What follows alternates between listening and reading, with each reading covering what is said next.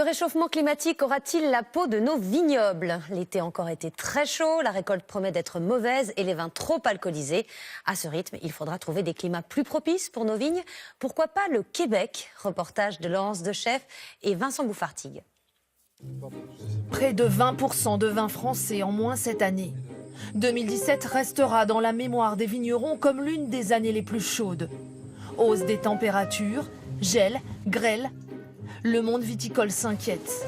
Faudra-t-il produire des vins ailleurs, dans des pays au climat rigoureux, comme le Québec? Là, dans les années à suivre, ça va être de plus en plus chardonnay. Le réchauffement climatique, un atout pour les Québécois, un obstacle pour les Français. Dans le Languedoc, Joël Antérieux est catastrophé. Il a perdu plus de la moitié de sa récolte cette année. Un gel au printemps, plus une sécheresse cet été. Si on regarde cette souche ici, c'est qu'on a une partie de notre récolte qui a été brûlée par le soleil carrément, parce que la grappe était vraiment au soleil. Et les grappes qui sont un petit peu plus protégées par les feuilles, ça vaut rien du tout. Donc ça n'arrivait pas avant ? Ça arrivait, c'était moins fréquent, avec des amplitudes moins importantes que ce qu'on a cette année. En 30 ans, les vendanges ont été avancées de 18 jours. Et cette année, un record. Elles ont débuté 15 jours plus tôt que prévu. Même sur les raisins exploitables, la quantité ne sera pas au rendez-vous. On s'aperçoit qu'on n'a pas le jus qu'on devrait avoir. Vous voyez, quand on presse une baie, on a très peu de jus qui coule, on a de suite la pulpe. Avec le réchauffement climatique, certaines de nos régions viticoles seraient en danger. En 2050, voici où seraient les zones de production, vers le nord de l'Europe. Même phénomène sur le continent américain. Cela se produit déjà au sud du Québec. À moins de 2 heures de Montréal, dans la ville de Denham, une nouvelle activité s'est développée en quelques années.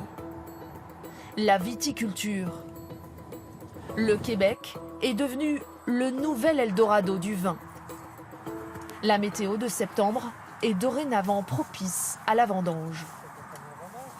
Depuis 5 ou 6 ans, on a vraiment des arrière-saisons très ensoleillées et surtout beaucoup plus chaudes.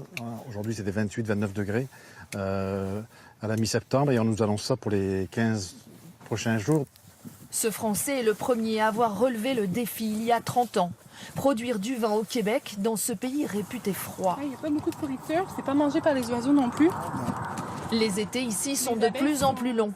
Grâce au réchauffement climatique, tout est plus favorable. On avait des gelées vers le 20 septembre, des bonnes gelées blanches qui faisaient geler le feuillage. On ne connaît plus ça maintenant, le feuillage maintenant gèle à la fin du mois d'octobre, un mois plus tard. Donc on n'a plus cette pression de maladie, de gel d'automne précoce, ce qui nous permet donc de vendanger plus tard et surtout plus lentement. Seul bémol, avec moins 30 degrés, l'hiver rude peut faire mourir les pieds de vigne. Mais les vignerons ont la solution. Les enterrer pour les protéger. Charles-Henri de Coussergues a d'abord planté des cépages américains, résistants au gel. Dorénavant, il se lance dans des cépages européens, comme ce muscat. C'est tout nouveau, c'est la première fois qu'on en fait. C'est des vignes qu'on a plantés il y a 3 ans, c'est la première récolte. Et on n'aurait jamais pensé au début faire des cépages aussi aromatiques. Les vignerons québécois se réjouissent du réchauffement climatique. Les Français, eux, cherchent des solutions. Ouais, le raisin arrive. À l'Institut de recherche agronomique, les experts s'attaquent à plusieurs problèmes. Récoltés alors que les températures sont plus élevées, 18-19 degrés. les raisins sont aussi plus chauds.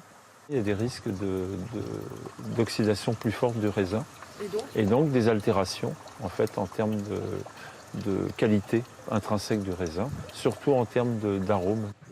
Les taux de sucre aussi ne font qu'augmenter. Plus de sucre, c'est plus d'alcool et parfois trop. Dans la région, en 20 ans, les vins ont gagné 2 degrés d'alcool. Un problème pour les commercialiser, mais aussi pour les fabriquer.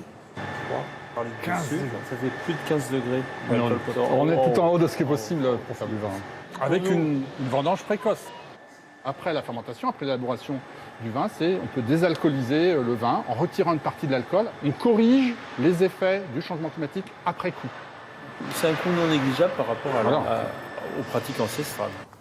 Le monde viticole français devra s'adapter au réchauffement climatique. Les vignerons n'ont pas dit leur dernier mot.